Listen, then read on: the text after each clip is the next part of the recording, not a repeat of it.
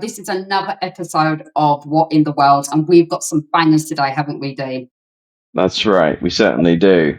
And time's ticking away each year, right? So fast. Yep. Because so much is going on in the world, and we find it really hard, don't we, Dean, to find things, because things, one event to the next event to the, it's just going so crazy, and it's really hard to That's keep right. up with the news. It really is, isn't it? That's true, because it's always one thing after another. Some clips. We're going to open up Pandora's box, and these are the things that people don't want to talk about. Yeah, that's true. It's causing a lot of anger in some nations, and it's not a racial matter. It's not a hateful matter. Yeah. It's just common sense, basically. That's what we're bringing. That's common right. sense. Yeah, and it's been an issue for a long time, even going back to the 1960s and 1950s. There's all kinds of stuff that's gone on. It seems to be prompting its ugly head up a lot more now because it's more visceral. You can see everything so clearly now with things getting out of hand. That's all it is. So the signs of it are more of an example to the cause of the problem. Yeah, symptoms of the problem. Around 50 men are camped here on the cold, hard floor. Most we spoke to have had their claims heard after years of waiting and have now been granted refugee status. So you've been waiting 4 years before you got your papers? Yeah. Once a claim is granted, refugees were previously given 28 days to leave their Home Office accommodation. Labour has temporarily doubled this to 56, but many still struggle. Abdul Rahman, who fled Sudan, told me he couldn't find somewhere to stay without a job and couldn't find a job without somewhere to stay. You don't have accommodation, you can't study, you can't go to do your job, honestly.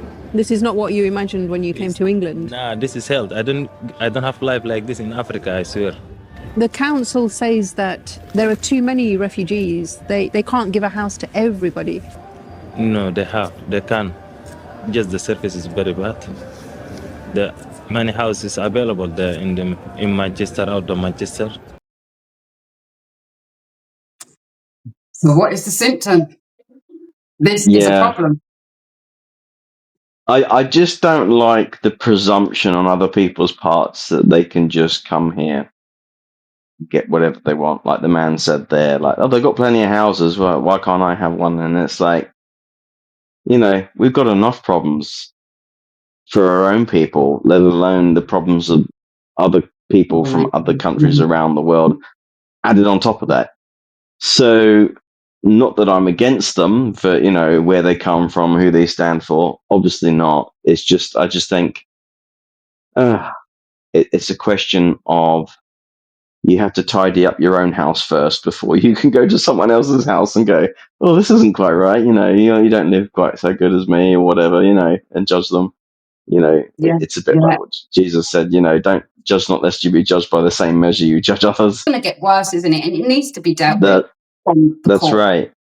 There are other parts of the world that we've seen this happen for years. Even in the US, for example, you look at Los Angeles, there's been a huge homeless community growing steadily year by year in Los Angeles in particular, especially. That has been going on for years and years and years, and it's just been left and swept under the rugs. And the population of those people who live in that area are becoming, increasingly more homeless. And so there's more people on the streets all the time. You can walk past in some parts of Los Angeles where you have someone paying an absolute fortune for their apartment and, coming out with a really fancy car, and they've got a good job clearly. And they're coming out of the garage to their apartment, and there's literally people living in tents outside their apartment block. You got the richest up there and the poorest down there, and they're all just living right together, hand in hand, so to speak. And it's crazy. It's literally night and day, but they're all blended together. And I think we're steadily going towards that in the UK, slowly. The country now is basically undergoing a pace and scale of change it's never seen before in its history. We are adding a city basically the size of Bristol to the UK population every year. Those factors are now very visible in the UK. And I do find it hard talking about immigration and things like that, because It's such a sensitive subject. And I was looking and I was thinking, look, so, what does God think about this? What does God say about immigration and about foreigners in the land? And if I was you going to go say there are to, scriptures on that. that's what I looked Yeah, up, right? So I went to Leviticus yeah, 19, verse 33. It says, when a foreigner resides among you in your land, do not mistreat them, okay? yeah. And they're not mistreated. We as Christians can't mistreat them, right? No, of The course not. foreigner, the foreigner residing among you must be treated as your native born, okay? Love them as yourself, for you were foreigners in Egypt. I am the Lord. Now, it Yeah, seems a bit conflicting of where we are now. So what does God that's say true. about foreigners being in Yeah, a land? What is the yeah, Christian perspective on this? Because I don't want it to come across like, oh, it's about them. We don't want them. It's nothing to do with that. But we've got to have a bit of yeah, order and structure. So what do you think, yeah. Dean? Okay, so I think it's a bit of a catch-22 or 21, whatever they call it. In that respect, I'm dual-minded in the sense that I understand the scriptures and I know what God's saying about it and what His opinion is on it, and the fact that actually, if you think about it from a Christian perspective, we're actually all foreigners, because if our identity is in Christ as Christians and we're supposed to be living with Him in heaven, then actually we're foreigners on this planet, in theory. Yeah. Yeah. Yes. There's that way True. of seeing it, if you want to put it that way. Okay, that's just one thing. But then the other thing is obviously the practical side of it, in the sense that obviously every nation has limited resources. That whether that's housing, funding for medical staff at hospitals, and all kinds of things. Obviously, there's the logistics of that. We could go on for hours and hours and hours. But ultimately, there is a limited resource for everything in life. We know that, and I think that's the reason why there's more prompting in terms of people or the populace saying to the government, you need to do more about this, because things are getting out of hand. We're getting to the point now where we're lacking funding for this, lacking funding for that. Things aren't working. There's more hostility with these groups, with that groups, and blah, blah, blah. And it seems to be getting out of hand. So that's that side of it too. And I totally understand that. The problem is, in an ideal world, we'd be able to have all the resources for everyone and take care of everyone. But obviously, that's not going to be the case, unfortunately. And that's why there's difficulties and problems here, and hostilities too, conflicts as well.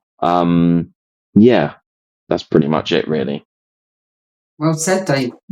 So That, I'm a bit on I the fence understand. on that one, really. Well, it is. It's very hard because you got to see them as people and you have to love them as Christ loved them. I get that, Yeah, and yeah, you yeah, do. I wouldn't yeah. say. Also, I wouldn't, how can we set an example to them, showing them, Christian charity and love? Because I think, as yeah, James says, that true religion is, to help the widows and the orphans and all this, right? that's it. So we're supposed to be an example of that. And that means even people that are foreigners or immigrants or whatever.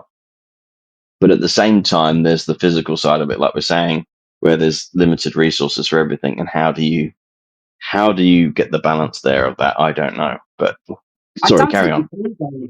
I don't think you can, No, and especially like the first man we saw is coming with an entitlement. Like, no, you will give me a house. Do you get what I mean? It's yeah, like the yeah. mentality of how they're I coming over, thinking yeah, I do it's feel just sorry for given to you. people, but when there's a presumption there of, well, they'll do what they can for me and all that, it's like, well, Yeah, they should give me this.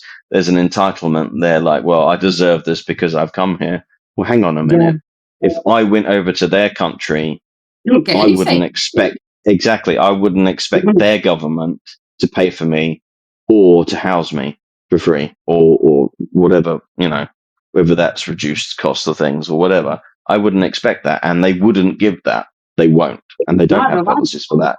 We do, because we are a Christian country that believes in fairness and equality, and that's why they like coming here. But Yeah, the thing is, I think that trust and that love and that kindness is it's been being abused. abused. It's been It's been abused. used Yeah, and abused for too long, and yeah, people are getting frustrated, and we've kind of come yeah, to the end of our rope there.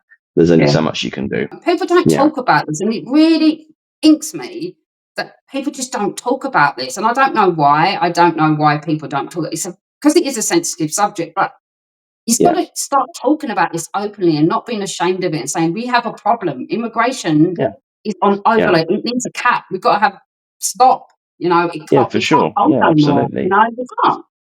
It's Yeah, not no, feasible. absolutely. I mean, when you can, one thing my mum's always said to me, you never presume the world owes you anything. It owes you nothing. You have to Yes. make everything yourself. It's And I true. think that's quite true. And whether you live here or anywhere else, that doesn't matter. The point is, you can't presume that this world or anybody owes you anything, because no one owes anybody anything, really. You've got to make That's your own it. way in life and live your own life and do your own thing, you know. But don't Yeah. expect everybody else to just help you and you swoon around you and treat you like a baby when you're not. Once you become an adult and you're Yeah, no, meant to be a that's a responsible scripture. adult, you need to When I take was a child, responsibility for your own actions. Yeah, Paul talks Stephen. about that. When I was a child, I thought and reasoned like a child. Now I'm a man. I put away these foolish things, and now I think as a man. Yeah, there you go. Absolutely. So I've got another clip. Union Jack dress during the school's so-called Culture Celebration Day. The event, meant to encourage students to embrace their heritage, turned into a travesty when teachers deemed Courtney's patriotic attire unacceptable, isolating her in the school's reception area until her father, Stuart Field, was forced to collect her.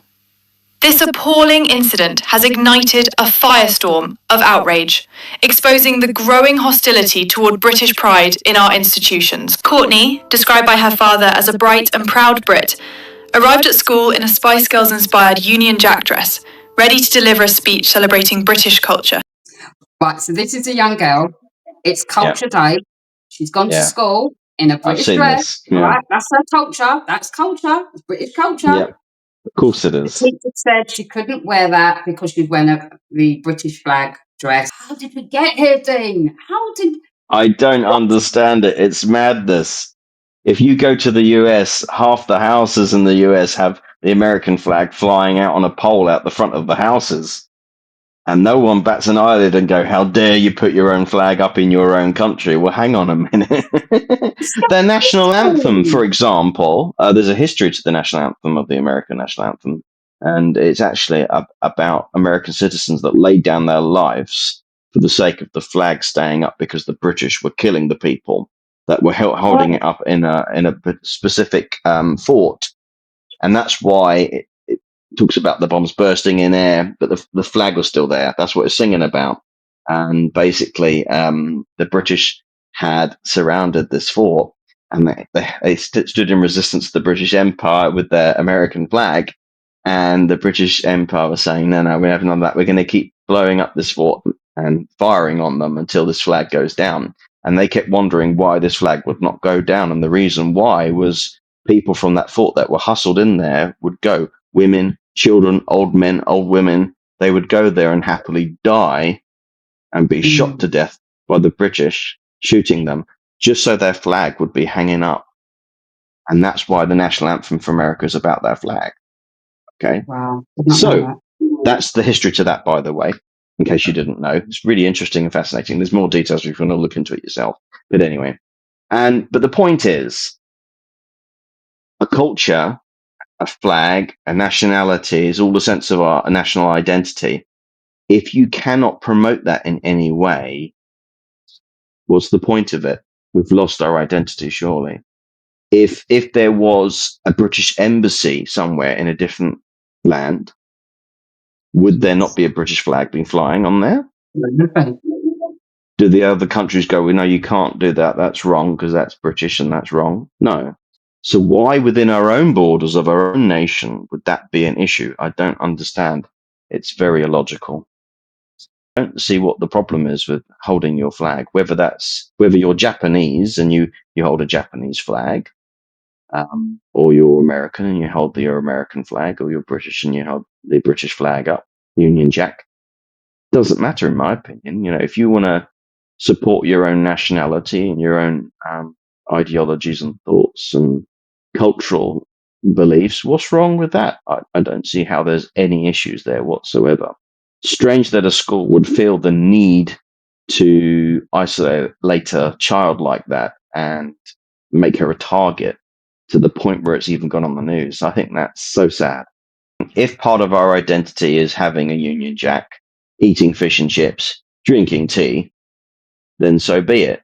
Would the Japanese be ashamed of the fact that they have a Japanese flag and they eat sushi? No.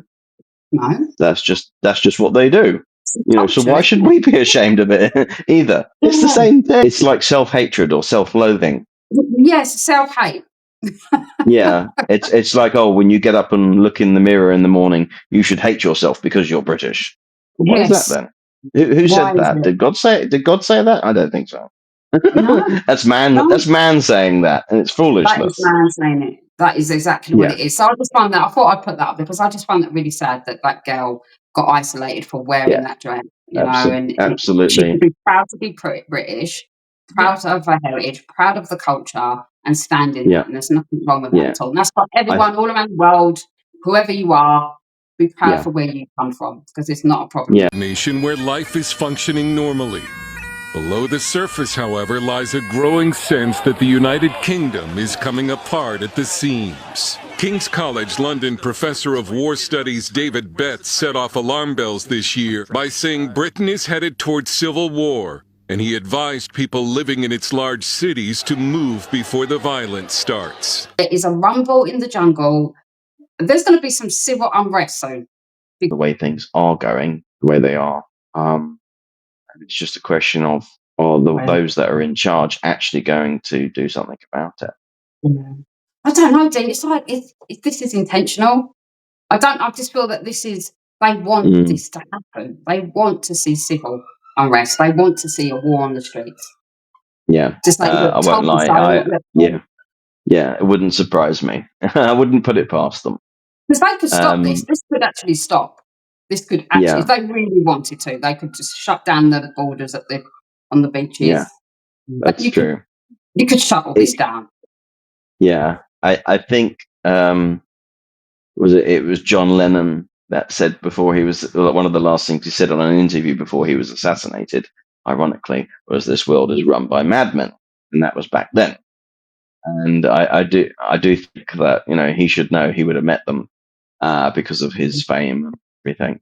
I do wonder sometimes if those that are in charge aren't always as sensible as they seem, and how do you know that there aren't hidden agendas behind what they represent and what they stand for as an identity? And I think that's the issue. If there are any hidden motives or hidden agendas that come out as a result of their leadership and who they are, I think people are seeing that and waking up to that and realizing that it does seem like we are attacking ourselves essentially. Yeah. It's a bit like the cells in the body attacking itself, like an autoimmune disease.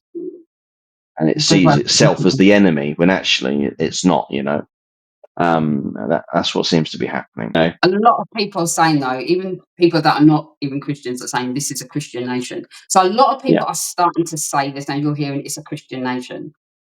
Yeah. So, but the thing is, we've had things ingrained in our society that come as a result of that as a cultural heritage in our nation that steeped into our culture, our beliefs and everything. When that starts to crumble and fade away, you start to realize that the values and the principles that you stood on as a nation are eroding. It's like having the foundation of a house slowly corroding and falling away. It needs to then be underpinned to keep it steady again.